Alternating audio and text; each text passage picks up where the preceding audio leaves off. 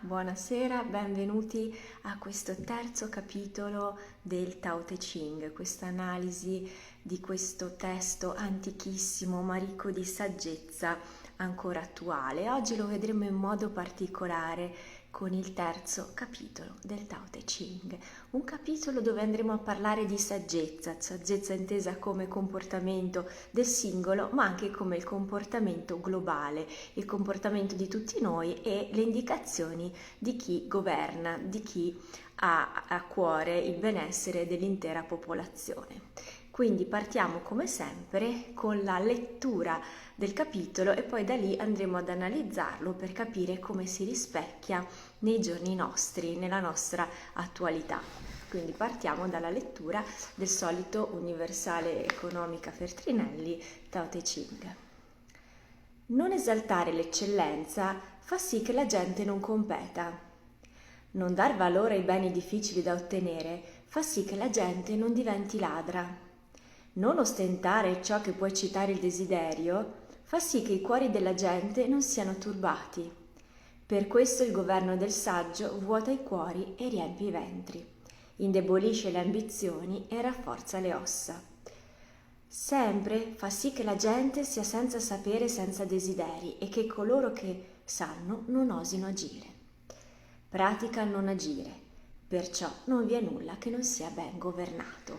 E di nuovo un capitolo complesso che all'apparenza sembra totalmente lontano dal nostro mondo, ma che in realtà vediamo ha molto a che fare con la nostra vita. Facciamo un viaggio nel tempo in avanti, quindi dal Tao Te Ching ai giorni nostri, e cosa vediamo? Che siamo ancora con gli stessi identici problemi di cui ci parla Lao Tse o chi per lui.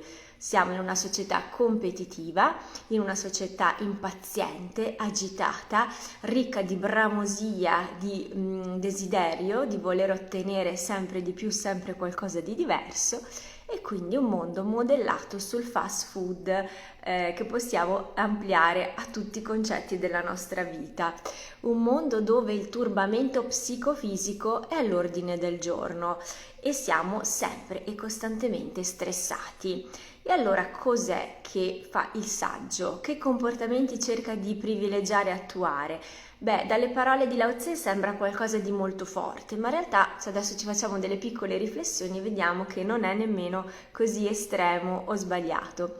Ad esempio abbiamo una frase nel testo molto particolare che dice vuota i cuori e riempie i ventri, e così all'apparenza uno può pensare vuota i cuori, terribile. Se avete seguito però la mia serie su Taoismo e emozioni sapete cosa si intende con questa espressione. Comunque Shi, cuore in cinese scritto I-N, non va a descrivere solo l'organo muscolare cuore, ma va proprio a parlare di un sistema che ha a che fare con la nostra mente, con il nostro pensiero, con le nostre emozioni e quindi con tutto ciò che ci rende, diciamo, umani. È un luogo, il cuore, dove noi riceviamo il nostro mandato celeste, quello che ci rende unici e particolari, la nostra essenza, quella cosa che ci identifica e che fa in modo che noi andiamo nel mondo a portare qualcosa, diamo un contributo. Ecco, quando il nostro cuore è troppo pieno di emozioni, di stress, di desideri, di turbamenti, questo mandato celeste non si presenta, non ha spazio per manifestarsi e quindi noi rimaniamo con questo dubbio, con questa incapacità di trovare la nostra essenza. Non capiamo cosa siamo venuti qui a fare, non troviamo modo di integrarci con gli altri, di apportare qualcosa, perché non riusciamo a trovarlo, perché il nostro cuore è troppo affollato, ci sono troppe emozioni e troppi turbamenti. Quindi per lasciare spazio alla nostra essenza dobbiamo svuotare il nostro cuore, che non vuol dire essere privi di emozioni o persone cattive, ma semplicemente che togliamo quell'affollamento, quella nebulosità che ci impedisce appunto di sentire. L'altra parte che diceva riempire i ventri non significa che noi dobbiamo abbuffarci e diventare rotondi, semplicemente riempire i ventri è quella sensazione di benessere e appagamento che abbiamo quando siamo in pace. E non è una sensazione che dipende da altro, quindi diciamo non è che io se ottengo quello che voglio mi sentirò in pace, perché quasi sempre accade che quando ottengo quello che voglio non mi sento comunque in pace ed appagata e quindi non c'è questa pienezza sana. Invece un senso di pace, di appagamento, di stare bene è quando l'energia lavora nel modo giusto e quindi ci sentiamo energetici, vivi, attivi, senza dover per forza essere legati all'ottenimento di qualcosa. Tra l'altro è molto difficile distinguere tra ciò che c'è necessario per stare bene e ciò che invece vogliamo. Questa è una parte molto delicata e dipende molto dalla capacità di ascolto e di nuovo, se siamo troppo affollati dallo stress, dalle informazioni, dalle emozioni, non riusciamo assolutamente a ricevere questi piccoli segnali di ciò che c'è necessario per stare ancora meglio. Quindi questa sensazione nella pancia è più una sensazione di calore, di pace, di tranquillità che si connette con quella che invece sentiamo nel cuore. Quindi è tutto un sistema che lavora in armonia, ovviamente. Un'altra frase particolare che ho letto all'interno del testo del capitolo 3 era: sempre fa sì che la gente sia senza sapere e senza desideri. Oh, scandalo, cosa significa? Che allora il saggio ci toglie tutti i desideri e tutta la conoscenza? No, semplicemente fa riferimento a quel desiderio di conoscere tutto, ma anche a quella presunzione di sapere come si conosce tutto, come ci si approccia a tutto.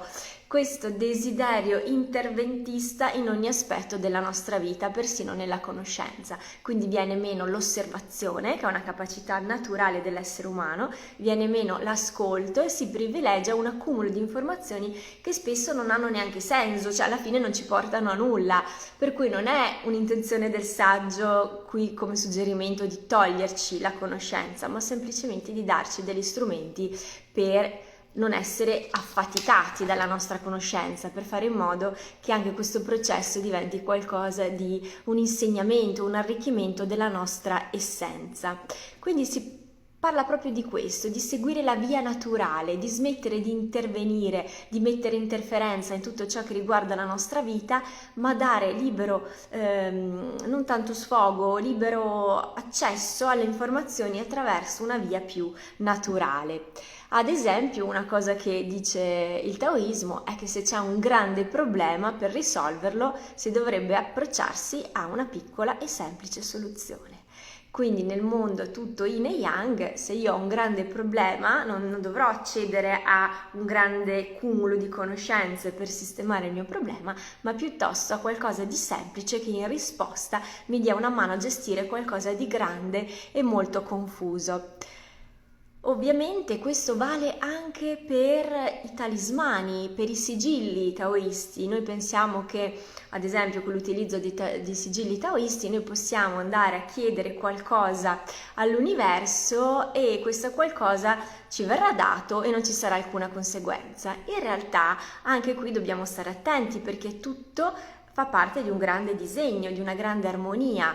Per cui da qui capiamo perché questo discorso sui desideri, perché noi quando desideriamo qualcosa dobbiamo pensare anche alle conseguenze che questo desiderio può avere su noi stessi, ma soprattutto sugli altri. E quando ci sono delle conseguenze sugli altri, noi stiamo toccando l'armonia dell'intero universo. Quindi non è detto che poi le conseguenze ci piacciono, anche se quel desiderio l'abbiamo avuto noi. Questo sicuramente fa riflettere, forse finora è uno dei capitoli che più va a toccare la nostra contemporaneità, per cui lo trovo azzeccatissimo. Come sempre mi rendo conto della complessità dell'argomento, per cui se avete domande potete anche scriverle nei commenti, ovviamente, e risponderò con calma. Spero che avrete tempo per guardare questo filmato anche più tardi. Intanto vi ringrazio per aver seguito, vi ringrazio per l'attenzione e io andrò avanti, anche se mi rendo conto della complessità di questo tema, ma come vedete è molto attuale e molto centrato. Grazie mille e vi auguro una splendida serata. Una ragazza, la sua nuova città, tante emozioni e un unico obiettivo: crescere per ritrovarsi. Ambientato a Trento, a proposito di Lisa descrive le contraddizioni di un luogo all'apparenza perfetto, caratterizzato dalle sue montagne, sagome austere e spigolose che abbracciano le fragilità più nascoste dei suoi abitanti. Lisa, la protagonista del romanzo, è una ragazza laziale che si trasferisce in Trentino per motivi di studio e che, grazie all'incontro con la famiglia Zeni, sarà costretta a confrontarsi con un passato che credeva ormai superato e dimenticato. Se volete scoprire il percorso di crescita di Lisa e degli altri protagonisti del romanzo, potete acquistare la vostra copia su tutte le piattaforme digitali, ordinarla direttamente dall'autore o richiederla in libreria. Grazie mille e buona lettura.